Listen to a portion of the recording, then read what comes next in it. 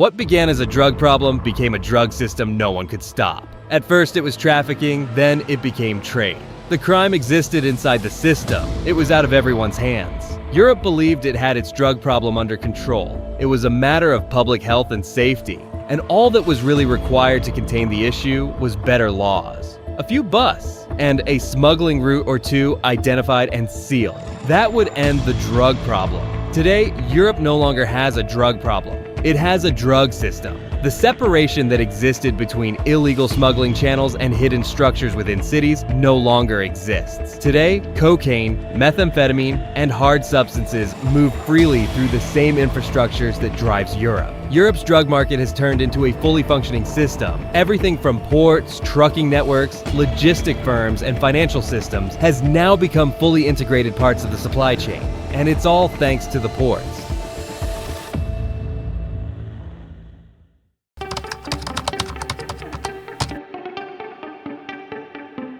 Numbers don't lie, and Europe's drug problem doesn't begin on the street now. It begins at the port. Antwerp, Rotterdam, Hamburg. These are some of the busiest entry points for trade in the world, handling millions of containers every year. Food, machinery, textiles, chemicals, and goods. Everything passes through them. Everything moves fast. That speed keeps Europe's economy running. It also makes large-scale trafficking possible. Modern trade depends on constant movement. Ships arrive every day from Latin America, Africa, and Asia, carrying goods that will be distributed across the continent. According to EU customs authorities, nearly 70% of all drug seizures in Europe happen right inside these seaports. Containers are unloaded, sometimes scanned, often not, and sent on their way. Cargo moves through without being opened or inspected in detail. Why not? The system is built for fast tracking. Delays cost money. Backlogs can slow down entire industries. It's virtually impossible to scan every container, much less every corner of it. Time spent, or in this case, wasted, on a thorough search can put European trade back by several $100,000. It's a cost Europe isn't willing to bear, and a godsend for criminal networks. Here is what should make your blood boil. Crime bosses saw the gap long before authorities were able to see it as a problem. While Europe was busy protecting trade efficiency, cartels were quietly mapping every weakness in the system. The operation didn't start with each and every container. It started with one. When that container passed through without trouble, it expanded to two. Two then became 3, 4, 5. Today, it's impossible to tell which container is or isn't breached. Between January 2019 and June 2024, authorities seized more than 1,826 tons of illicit drugs at EU ports.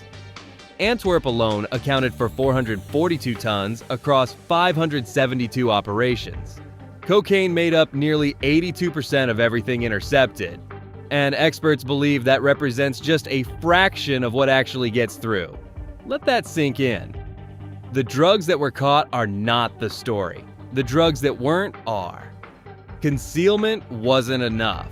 Criminals knew it'd only take one misstep, one loud mouth, one slight error to blow an entire smuggling route. They needed something else. They needed cooperation. They needed to blend with their surroundings. Smuggle the substances within plain sight. The last place anyone would look. The last people anyone would ever care to ask. Dock workers. They're most critical assets in the drug trade. If you are enjoying this video, don't forget to like, subscribe, and hit the bell to stay updated on more videos.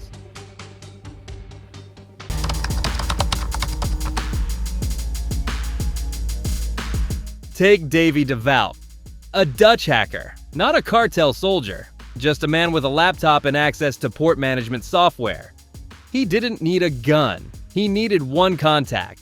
A bribed Antwerp dock worker who plugged a malware USB into a port computer. Suddenly, DeVout could see every container's data, scanning schedules, loading times. He sold that information to traffickers so they could pick safe containers and retrieve drugs undetected. By the time he was arrested in 2021, European police believe he helped move at least 200 metric tons of cocaine through Rotterdam and Antwerp. One hacker, one corrupted worker, 200 tons. That was just one node in the network. A single employee could delay an inspection, reroute a container, or grant access to restricted areas. Dockers in Antwerp and Rotterdam have been paid up to 100,000 euros to relocate containers and dodge customs. Some were threatened, some just took the money. And this is the hardest part to sit with. These weren't faceless criminals. They were regular workers, fathers, neighbors, coerced or corrupted into becoming part of Europe's biggest drug pipeline. Next came the extractors, who entered port grounds at night to pull drugs from containers, reseal them, and send them on their way, as if nothing had been touched. In one 2-week period in 2021, 110 extractors were caught at Rotterdam alone. Some were found there multiple times in the same week. Nothing about the port needed to change. The system was already there. They just reworked it. Once cocaine cleared the docks, it entered Europe's legitimate transport network. Trucks carried it inland across open borders. Warehouses held it alongside legal goods. From there, it spread across cities and countries like any other product through the single market. Belgium seized a record 116 tons in 2023, up from 91 tons just 2 years earlier. For 6 consecutive years, the EU broke its own record for cocaine seized. 6 consecutive records. And yet, the drugs kept flowing. Traffickers adapted. New routes opened through smaller ports in Sweden, Finland, and Norway, all posting record seizures in 2023. More workers bribed. Better hiding methods found inside cooling units, cargo, and container walls. Every time Europe adapted, the cartels adapted faster.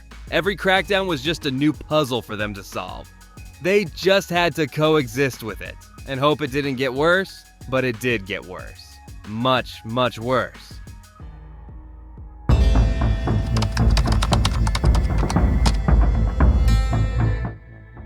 By now, the shipment has entered Europe.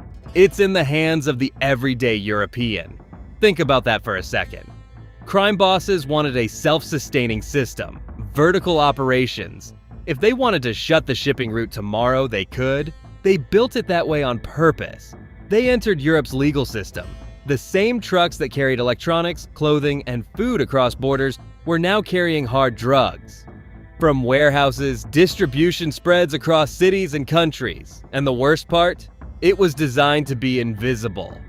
A truck leaving Antwerp could reach Paris in a few hours. From Rotterdam, shipments could move into Germany, Belgium, or deeper into Eastern Europe without stopping at a single border. Europe's open trade system was built for speed and efficiency. Criminal networks simply used it the same way any legitimate company would. Except there was nothing legitimate about it. Criminal groups moved their profits into real businesses: real estate, restaurants, nightclubs, small transport companies. In one French investigation run through Eurojust, authorities seized real estate worth over 5 million euros, luxury vehicles, and 600,000 euros in cryptocurrency, all connected to a single cocaine laundering network.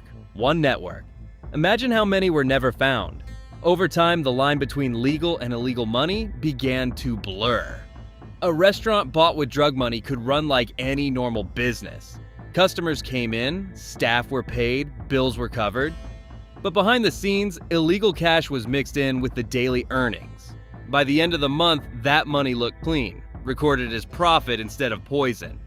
That restaurant you walk past, that building that just got renovated on your street, that nightclub that always seems too busy, too cash heavy, too good to be struggling. You can't know. That's exactly the point. This is how laundering worked, and it made the system almost impossible to take down. Shutting down a trade route wouldn't be enough. The system was so deeply integrated into Europe's everyday life that you had no other choice but to accept it. This was the new normal, and nobody voted for it.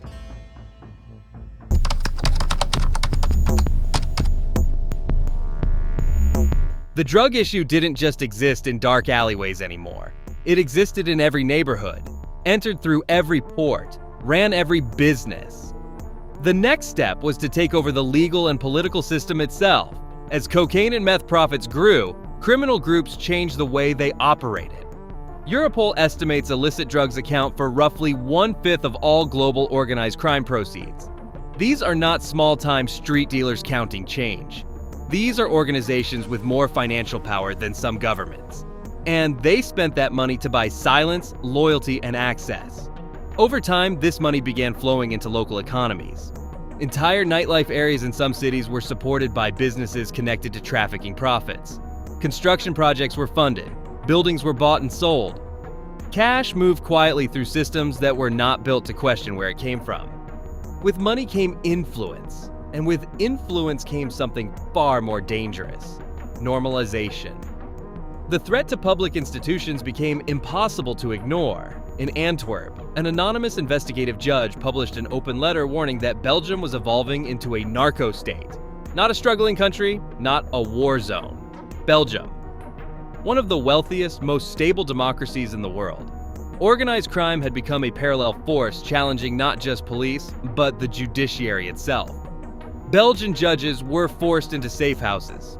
Police foiled a plot to kidnap a government minister. In March 2024, 4 armed men attempted to steal 1,500 tons of impounded cocaine from a customs warehouse in broad daylight in the heart of Western Europe. This is not a movie. This actually happened. Corruption spread. Permits were approved. Inspections were delayed. Questions were avoided. Officials who weren't corrupt were often just too scared to act, or too compromised by the money flowing into their local economy to risk pulling the thread. Criminal groups no longer had to fight the system from the outside. They were the system. Police understood what was happening, but understanding and stopping are two completely different things. They could seize drugs, arrest individuals, and shut down labs. But the structure beneath it all could never be fully dismantled. Tear one part away and another grew back almost immediately. At the same time, meth production began growing inside Europe itself. In 2023, 7 EU member states dismantled 250 methamphetamine laboratories, up from 242 the year before. The Czech Republic alone accounted for 189 of those. Labs were appearing in rural homes, empty industrial buildings, and quiet suburban streets. Your suburb, your countryside. Shutting down one lab wouldn't end production. Another appeared somewhere else. Methods were shared online, across borders, across languages. Production spread faster than authorities could follow. Europe was no longer just receiving drugs, it was manufacturing them. So, what is Europe actually doing? In January 2024, the European Commission launched the European Ports Alliance, a public-private partnership between Belgium, France, Germany, Italy, the Netherlands, and Spain. The EU committed 200 million euros for new scanning equipment. Europol and Eurojust expanded cross-border coordination with South American countries to target cartels at the source. It sounds serious. It sounds like progress. But here's the frustrating truth. When major ports tightened security, trafficking simply shifted. From 2023 to 2024, cocaine seizures at Antwerp dropped by over 60%. Not because less cocaine was coming in, but because networks had already adapted, rerouting through smaller, less monitored ports across northern and eastern Europe. The system reacted. The criminals moved. And by the time authorities caught up, new routes were already running smoothly. Every measure is met with a countermove. Every crackdown creates a new opportunity elsewhere. The money is too big, the network's too deep, the system too integrated for any single policy to unravel it. And that is the most infuriating part of all of this. It is not that Europe isn't trying, it's that the problem may have already grown beyond trying. Today, this is no longer a crime at the margins. It is a crime inside the system. If you enjoyed this video, don't forget to like, subscribe, and hit the bell to stay updated on more videos.